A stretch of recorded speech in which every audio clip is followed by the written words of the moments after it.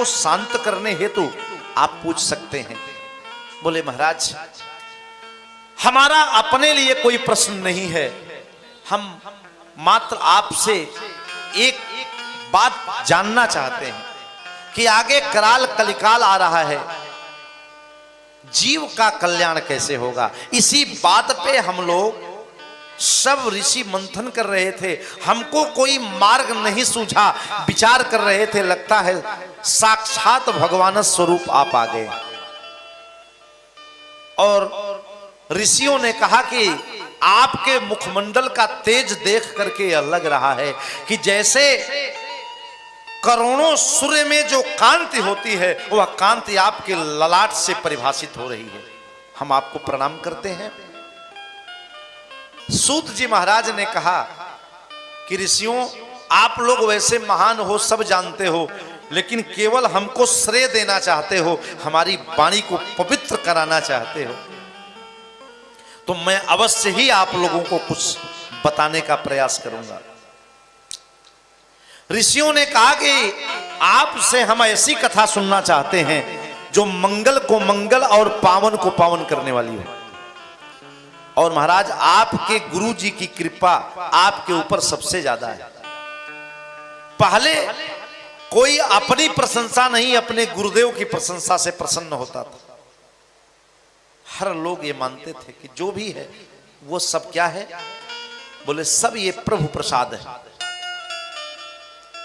ऋषियों से महाराज सूत जी ने कहा कि ऋषियों हम एक ऐसी कथा सुना रहे हैं जो मंगल को मंगल और पावन को पावन करने वाली है। कहा ठीक है महाराज बताएं। तो भक्ति ज्ञान वैराग्य के स्वरूप का वर्णन किया है, जो वृंदावन से जिसका बहुत ही दिव्य संबंध है। इस कथा को पूरे संसार में गाया जाता है और ये कथा है वृंदावन का महात्मा। और यह हमारा सौभाग्य है कि आज अधिक मास का पहला दिन है। अब वृंदावन की धरती पर श्री बिहारी भगवान के सानिध्य में हम लोग गोद में बैठे हैं और इस महात्मा की चर्चा सुनने का अवसर मिल रहा है।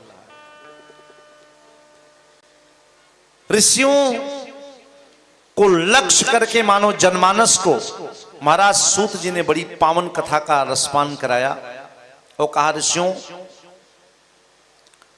एक बार की बात, जिस समय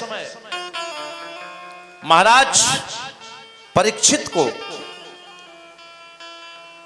तक्षक नाग के दंश का श्राप लगा तो महाराज परीक्षित ने एक एक लोगों से पूछा कि मरने वाले को क्या करना चाहिए। और एक बात आपको सत्य बताएं, ये संसार के जितने प्रपंच हैं ये जन्म लेने के बाद हैं और मरने के पहले हैं। एक बार की बात हमें याद आई, संत गुरु गोरखनाथ जी गोरक्षपीठ के जिनका नाम लेकर के जो नाथ संप्रदाय के संत हैं अपने व्रत का पालन करते हैं, गुरु गोरखनाथ जी एक बार ऐसे ही अलमस्त संत जा रहे थे, तब तक एक तार्किक व्यक्ति मिला। देखिए दो तरह के लोग होते हैं, एक तार्किक होते हैं, दूसरे कुतार्किक होते हैं, कुतर्क करते हैं, जिसका कोई समाज से धर्म से कोई संबंध नहीं होता। एक तार्किक मिला, उसने कहा महाराज एक बात ये बताइए कि आप नीचे से ऊपर तक लाल वस्त्र पहने हैं, आप अंदर से भी लाल हैं कि केवल बाहर से लाल है। गुरु गोरखनाथ जी महाराज मुस्कुराए और इस बात पर मुस्कुरा करके थोड़ी देर चुप रहने के बाद उन्होंने कहा कि प्रश्न तो तुम्हारा बहुत अच्छा है, लेकिन इसके उत्तर देने से पहले तुमको मैं एक बात बताना चाहता हूं। उसने कहा महाराज बताइए। कहा जिस क्षण तूने हमसे यह प्रश्न किया कि मैं बाहर का लाल हूं कि भीतर का लाल हूं, उसी समय मेरी दृष्टि तुम्हारे हाथ की रेखा पर चली गई।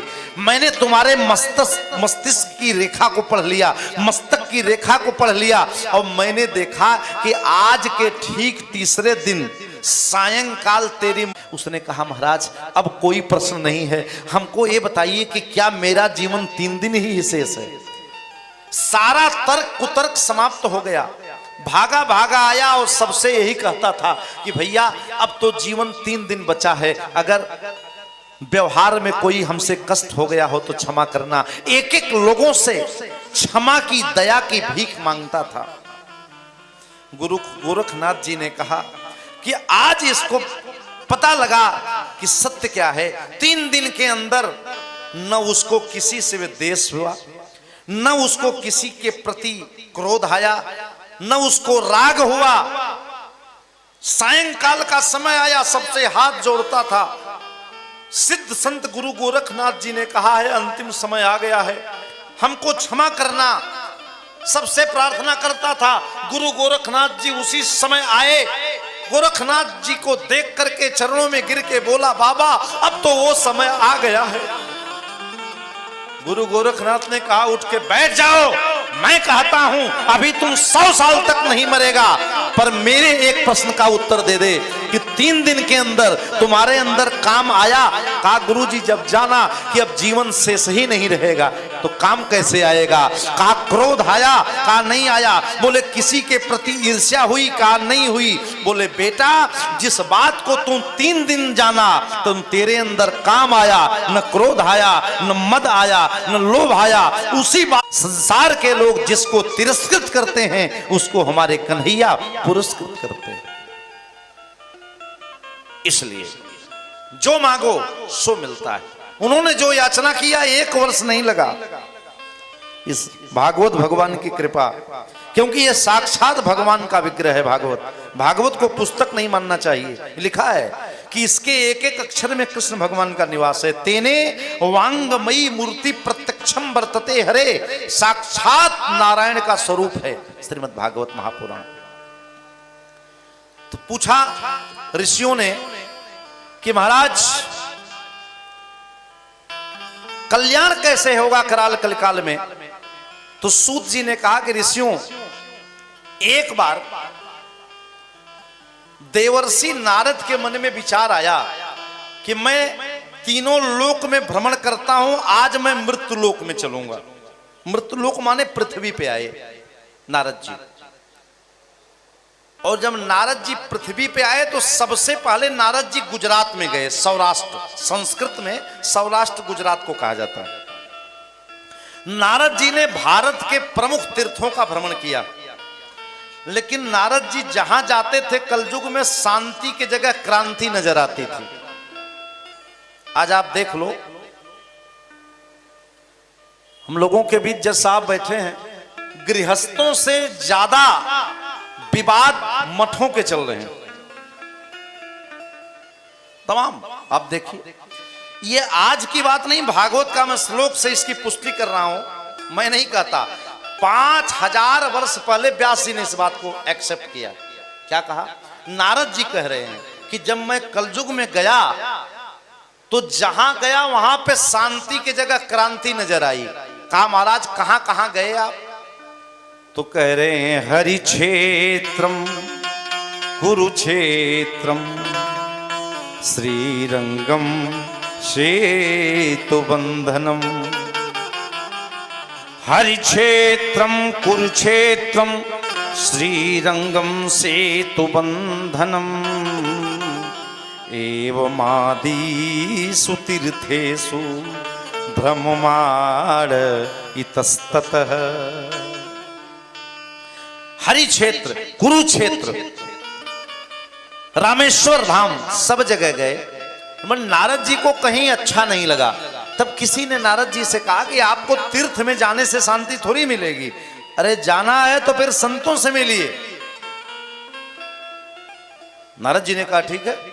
जब संतों के यहां गए तो वहां क्या देखा? कहा पाखंड निरता संता विरक्ता सपरिग्रह। बोले कराल कलिकाल में जो सही मायने में संत है उसको कोई मानता ही नहीं, न जानता है। एक बात आज नोट करना, संत उसे नहीं कहते कि जिसके बड़े बड़े बाल हैं, बड़े बड़े पेश हैं। संत वो हो सकता है जिसके सानिध्य में रहने के बाद आपको शांति का अनुभव हो, जिसके पास बैठने का बार बार मन करे, वही संत है। जहां आप जिसके सानिध्य में आपको एक आध्यात्मिक ऊर्जा का प्रवाह मिले, वही संत है। संत एक स्वभाव है, साधुता एक स्वभाव है। स्वभाव, वृत्ति और आचरण ही हमको संतत्व की ओर ले जाता है। नारद जी महाराज को जब किसी संत को देख करके शांति नहीं मिली तो नारद जी कहां गए? गृहस्थों के यहां गए। और जब गृहस्थों के यहां गए तो नारद जी ने देखा कि गृहस्थों में अनेक मत हो गए हैं। कहा बहुत मत के मतावलंबी हो गए हैं। और गृहस्थों के घर जन्म देने वाले माता पिता का अपमान हो रहा है।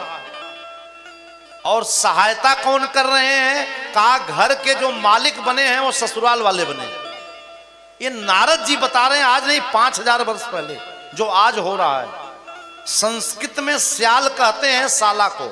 भागवत का श्लोक मैं पढ़ रहा हूं, क्या लिखा व्यास जी ने?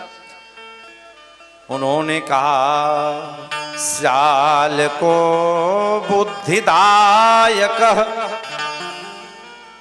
कन्या विक्रयणो लोभा दंपति नाम च कलकनम। क्या होगा बोले? कराल कलिकाल में माता पिता को वृद्धाश्रम में डाल दिया जाएगा और कह दिया जाएगा या तो घर में कहीं एक कमरा दे दिया जाएगा, बोले आप इसी में रहो, बीच में डिस्टर्ब मत किया करो, हम कहां जा रहे हैं कहां आ रहे हैं सब मत पूछा करो।